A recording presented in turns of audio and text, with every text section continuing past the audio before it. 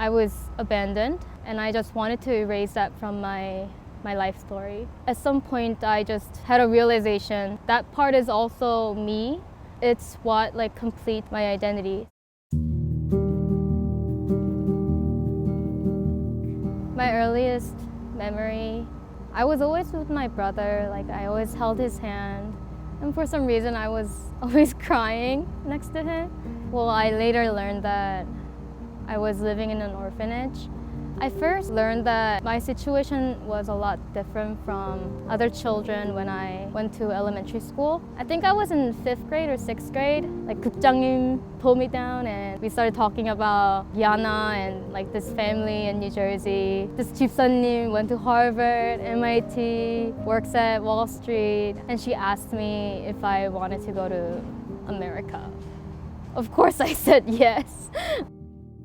And then I remember when I first got my email from my dad, he said, "Hi Yejin, I'm like looking forward to meet you. You can either call me Appa or Daddy." I think at the time I just called him Daddy because it was weird to call someone Appa. But now that I think about it, it's the same thing. I don't know. I think he just did it to make me feel more comfortable. It was my first time on the plane. I thought I had to take off my shoes. I didn't. It was a nice 14-hour trip. I drank a lot of orange juice. After I got through the security, it was 황주 목사님. I recognized his face. And 집사님들's I kind of vaguely remember seeing a picture of. And I saw my little brother David. He was holding a picket, like saying, "Welcome home, Nuna." He was already calling me Nuna. And they hugged me. It was our first family hug. And it kind of became a tradition for us to like hug as a family.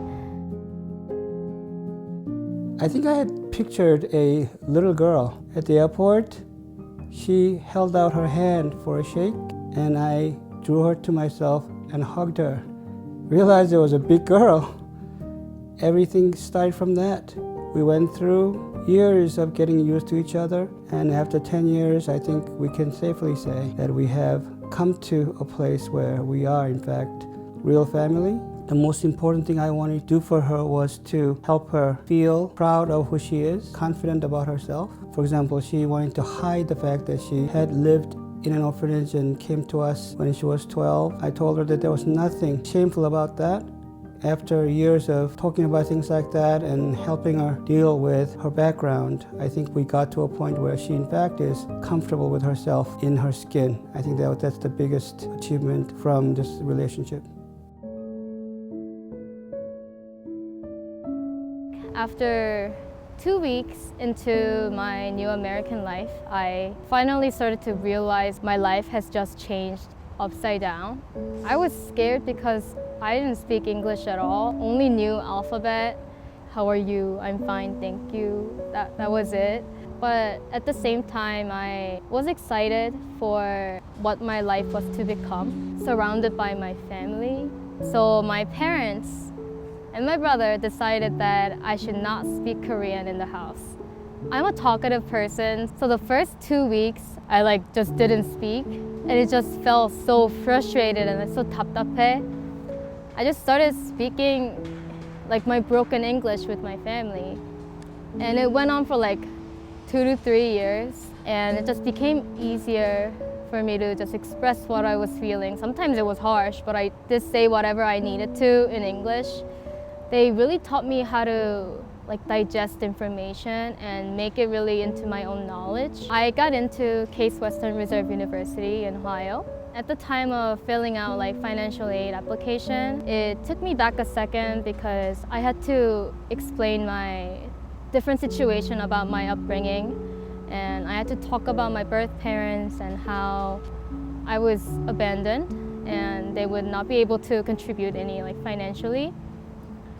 And that was hard, and I think at the time I was kind of still ashamed of where I came from, and I just wanted to erase that from my life story.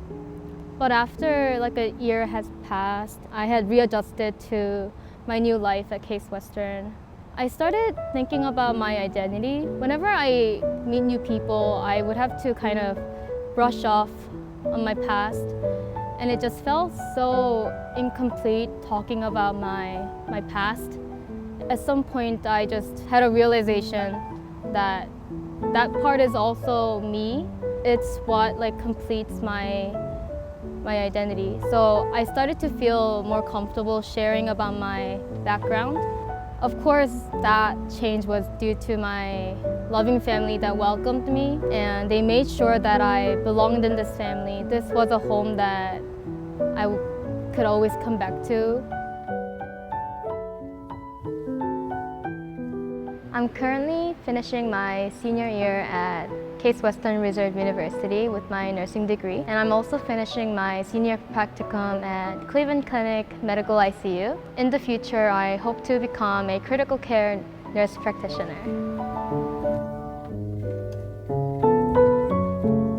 Thinking back, my life has been a ride of a roller coaster of changes, but I know that there were many people didn't know me that I didn't know, stepped up, prayed for me, supported me, and walked with me through this journey.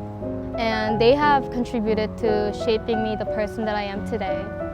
Now I know there are so many other children who need the same support and care that I have received. My hope in my life is that these children who feel lost right now and who feel alone are able to find a home where they can belong to and be the person they can be, reach their fullest potential with the proper support system that I was able to get with YANA. You're not alone.